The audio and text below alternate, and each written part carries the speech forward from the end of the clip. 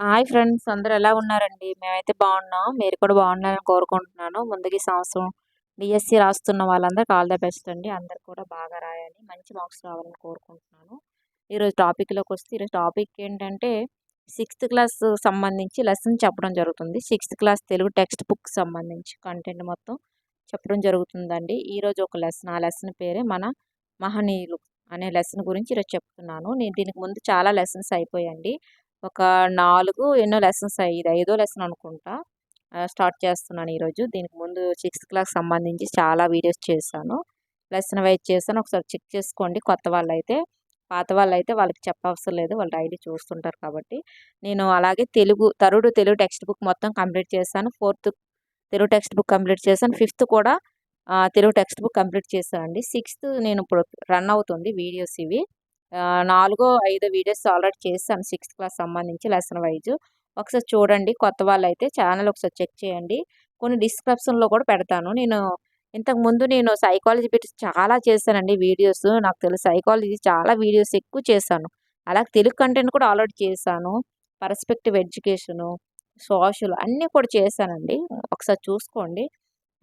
కొత్త వాళ్ళైతే ఒకసారి ఛానల్ చెక్ చేయండి. చాలా ఇంపార్టెంట్ బిట్స్ చెప్పాను. అలాగే మళ్ళీ నేను కొత్తగా స్టార్ట్ చేశాను. అదే లెసన్స్ వైజ్ ఈసారి చెప్తున్నాను. అప్పుడు మామూలుగా చెప్పేసాను. అన్నీ కలిపి బిట్స్ చెప్పేసాను. ఇప్పుడు మాత్రం లెసన్ వైజ్ చెప్పడం జరుగుతుంది. క్లాస్ వైజ్, లెసన్ వైజ్ చెప్తున్నాను. ఓకే అండి. మా వీడియో మాత్రం స్కిప్ చేయకండి. చాలా ఇంపార్టెంట్ బిట్స్. వీడియో గాని నచ్చితే లైక్ చేయండి, షేర్ చేయండి, సబ్స్క్రైబ్ చేయండి ఫ్రెండ్స్. చాలా ఇంపార్టెంట్ బిట్స్. ఓకే అండి. ఇప్పుడు టాపిక్‌లోకి వెళ్తే చూడండి. మన మహనీయులు. ఈ లెసన్ పేరేంటండి? మన మహనీయులు. అందులో చూడండి, పొట్టి శ్రీరాములు పూర్వీకులు ఒకప్పటి నెల్లూరు జిల్లాలో కనిగిరి ప్రాంతీయులు. ప్రస్తుతం ప్రకాశం జిల్లా అనమాట. అప్పుడు దాని పేరు ఏం పేరండి? ఒకప్పటి నెల్లూరు జిల్లా. ప్రస్తుతం ప్రకాశం జిల్లా. చూడండి, శ్రీరాములు గారు మహాలక్ష్మమ్మ గురవయ్య దంపతులకు మద్రాసులో 16/3/1901లో జన్మించారు. ఎవరు? పొట్టి శ్రీరాములు గారు.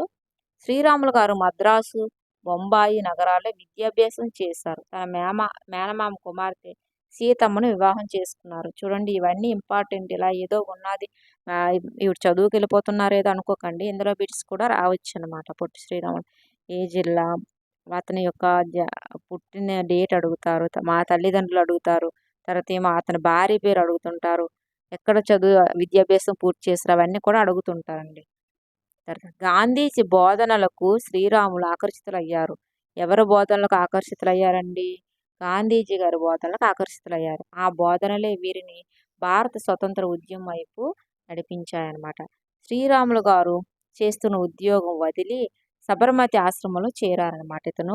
ఇతను చేస్తున్న ఉద్యోగాన్ని వదిలి సబర్మతి ఆశ్రమంలో చేరారనమాట. రాజ్కోట్ సత్యాగ్రహంలో పాల్గొని 6 నెలలు గాంధీజీతో పాటు జైలు శిక్ష అనుభవించారనమాట పొట్టి శ్రీరాములు గారు. నెక్స్ట్, ఆంధ్రులో తమిళులకు కలిపి ఒకే రాష్ట్రం ఉండటం వల్ల తెలుగువారు అనేక ఇబ్బందులు పడటం వీరు గమనించారనమాట. మన ఆంధ్ర వాళ్ళకి తమిళ వాళ్ళకి ఒకే రాష్ట్రం అప్పుడు ఉండడం వల్ల తెలుగు వాళ్ళు చాలా ఇబ్బంది పడేవారనమాట. అది పొట్టి శ్రీరాములు గారు గమనించారు.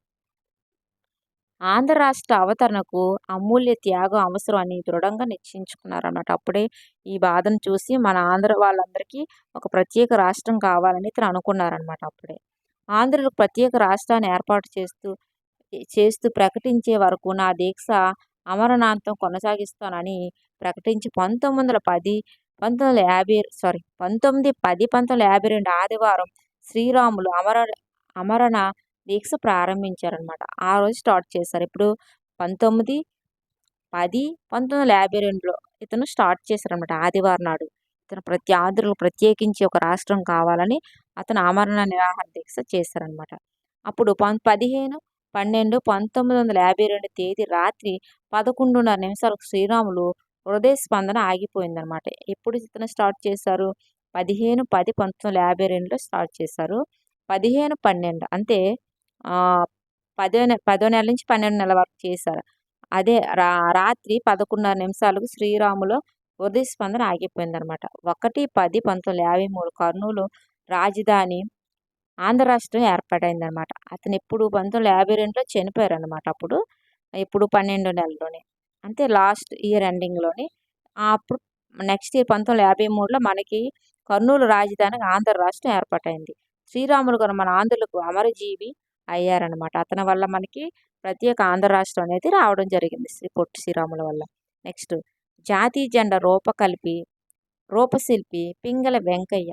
చూడండి, జాతీయ జెండా రూపశిల్పి పింగళ వెంకయ్య 1878 ఆగస్టు 2వ తేదీన కృష్ణా జిల్లా బట్ల పెనుమరులో జన్మించారనమాట. ఇతను జాతీయ జెండా రూపశిల్పి పింగళ వెంకయ్య 1878 ఆగస్టు 2వ తేదీన కృష్ణా జిల్లా బట్ల పెనుమరులో జన్మించారు. నెక్స్ట్ వీరు 19 ఏళ్ల వయసులోనే సైన్యంలో చేరారనమాట. ఇతను 19 సంవత్సరాలు రాగానే ఇతను సైన్యంలో చేరారు. ఎవరు జెండా రూపశిల్పి పింగళ వెంకయ్య గారు 19 ఏళ్లకే సైన్యంలో చేరడం జరిగింది. నెక్స్ట్ 1906వ సంవత్సరంలో కలకత్తాలో జరిగిన జాతీయ కాంగ్రెస్ మహాసభలకు పింగళ వెంకయ్య హాజరయ్యారనమాట. ఇప్పుడు 1906లో. నెక్స్ట్ 1921 సంవత్సరంలో విజయవాడలో జరిగిన అఖిల భారత కాంగ్రెస్ సమావేశంలో గాంధీజీ పింగళ వెంకయ్యను జాతీయ పతాకం చిత్రించి ఇవ్వమని అడిగారనమాట ఇతన్ని. ఇప్పుడు 1921 సంవత్సరంలో 3 గంటల వ్యవధిలో జెండాను రూపొందించి ఇచ్చారంట. 3 గంటల సమయంలోనే అతను గాంధీ గారు అడగగానే ఇతను 3 గంటల వ్యవధి అంటే టైం తీసుకొని జెండా రూపొందించడం జరిగింది. జెండాలో కాషాయం రంగు త్యాగానికి, దేశభక్తికి ప్రతీక. తెలుపు రంగు శాంతికి, సత్యానికి చిహ్నం. ఆకుపచ్చ రంగు సమృద్ధికి, నమ్మకానికి గుర్తు. వీరు త్రివర్ణ పతాకాన్ని రూపొందించారన్నమాట. ఈ విధంగా అతను డివైడ్ చేస్తూ మన జాతీయ పతాకాన్ని రూపొందించారు. ఈ పతాకం మధ్యలో మొదట రాట్నం ఉండేది. తర్వాత దాని స్థానంలో అశోక ధర్మచక్రం చేరింది. జాతీయ ప్రతిజ్ఞ నిర్మాత పైడిమర్రి వెంకట సుబ్బారావు. చూడండి, జాతీయ ప్రతిజ్ఞ చేస్తాం కదండి, అతను ఎవరు నిర్మించారు? అతను పైడిమర్రి వెంకట సుబ్బారావు. మరొక తెలుగు జాతి ఆణిముత్యం అనమాట ఇతను. నెక్స్ట్ 1962 భారత్ చైనా యుద్ధం ముగిసిన తర్వాత మన దేశ విద్యార్థుల్లో ప్రాథమిక దశ నుండే దేశభక్తి కలిగించాలనే భావంతో ప్రతిజ్ఞ రాశారనమాట. ఇప్పుడు 1962లో భారత్కు చైనాకు యుద్ధం జరిగిందనమాట. యుద్ధం జరిగిన తర్వాత దేశంలో అందరికీ విద్యార్థులకు ప్రాథమిక దశ నుండే ప్రతిజ్ఞ నేర్పించాలని అనుకున్నారన్నమాట అప్పటి నుంచే. నెక్స్ట్ మనకి దీనిని 1964 బెంగళూరులో ప్రముఖ న్యాయ నిపుణుడు మహమ్మద్ కరీం చాగ్లా అధ్యక్షన కేంద్రీయ విద్యా సలహా మండలి సమావేశంలో జాతీయ ప్రతిజ్ఞగా దీన్ని స్వీకరించారనమాట.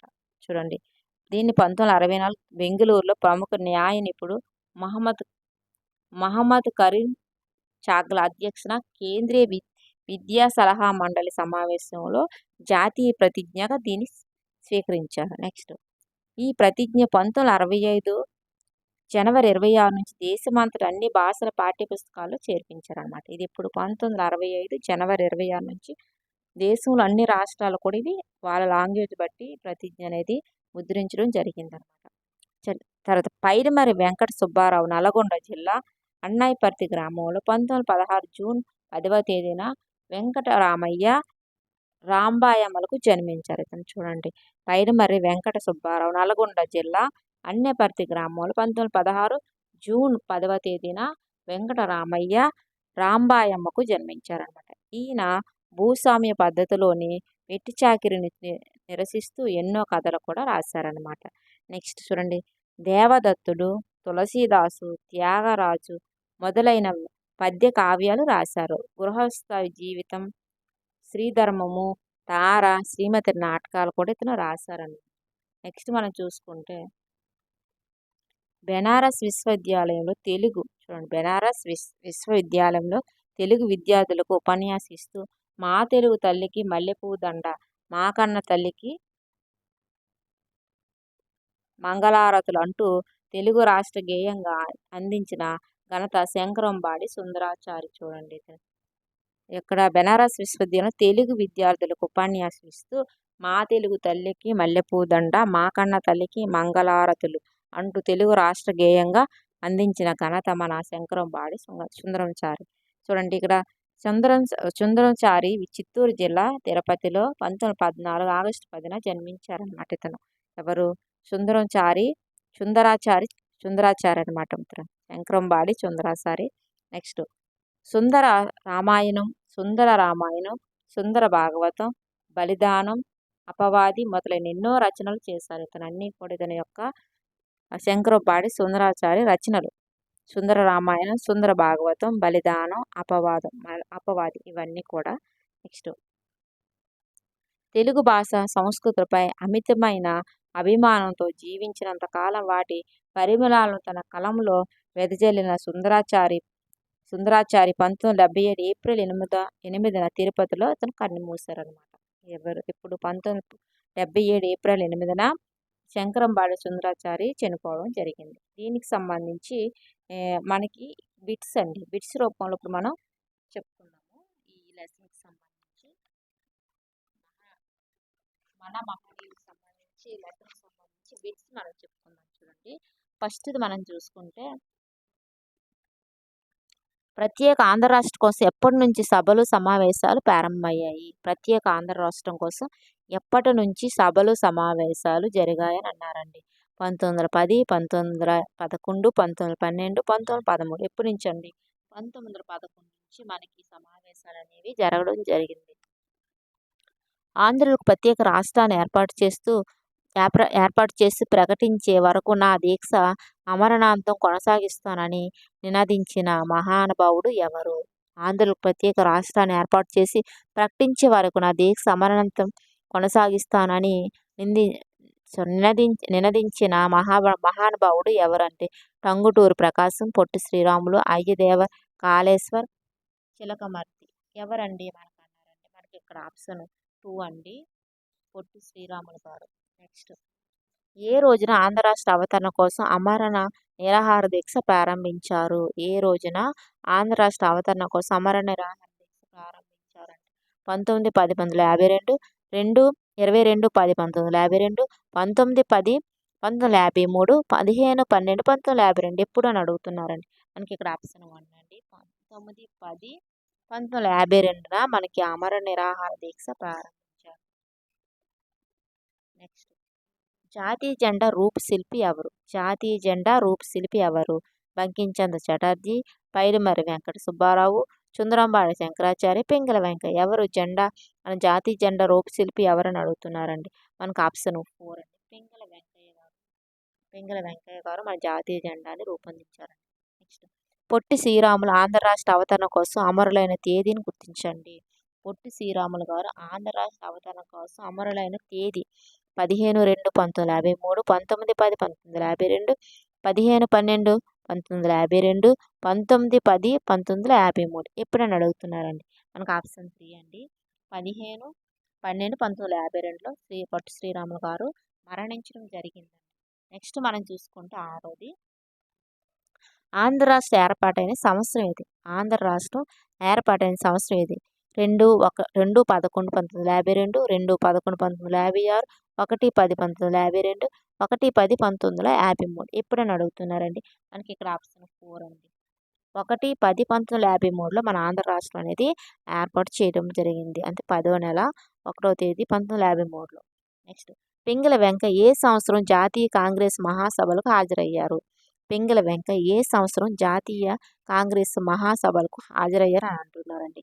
1886, 1902, 1896, 1906. ఎప్పుడు అన్నారండి. మనకు ఆప్షన్ 4 అండి, 1906. పింగళ వెంకయ్య 1906 సంవత్సరంలో జాతీయ కాంగ్రెస్ మహాసభలకు హాజరయ్యారండి. నెక్స్ట్, ఏ జాతీయ కాంగ్రెస్ సమావేశంలో గాంధీజీ గారు పింగళ వెంకయ్యను జాతీయ పతాకాన్ని చిత్రించి ఇవ్వమని అడిగారు? ఏ జాతీయ కాంగ్రెస్ సమావేశంలో గాంధీజీ గారు పింగళ వెంకయ్యను జాతీయ పతాకాన్ని చిత్రించి ఇవ్వమని అడిగారు? 1921 విజయవాడ, 1906 కలకత్తా, 1929 లాహోర్, 1896 బొంబాయి. ఎక్కడని అడిగారండి. మనకి ఇక్కడ ఆప్షన్ 1 అండి, 1921లో విజయవాడ జాతీయ కాంగ్రెస్ సమావేశం. 1921 విజయవాడ జాతీయ కాంగ్రెస్ సమావేశంలో గాంధీజీ గారు పింగళ వెంకయ్యను జాతీయ పతాకాన్ని చిత్రీకరించి ఇవ్వమని జరిగిందండి. నెక్స్ట్, పింగళ వెంకయ్య ఏ వయసులో సైన్యంలో చేరారు? పింగళ వెంకయ్య ఏ వయసులో సైన్యంలో చేరారు? 19 సంవత్సరాలు, 18 సంవత్సరాలు, 20 సంవత్సరాలు, 25 సంవత్సరాలు. ఈ నాలుగింట్లో ఏంటి మనం చదువుకున్నాము? ఆప్షన్ 1 అండి, 19 సంవత్సరాలకి పింగళ వెంకయ్య గారు సైన్యంలో చేరడం జరిగింది. నెక్స్ట్ మనం చూసుకుంటే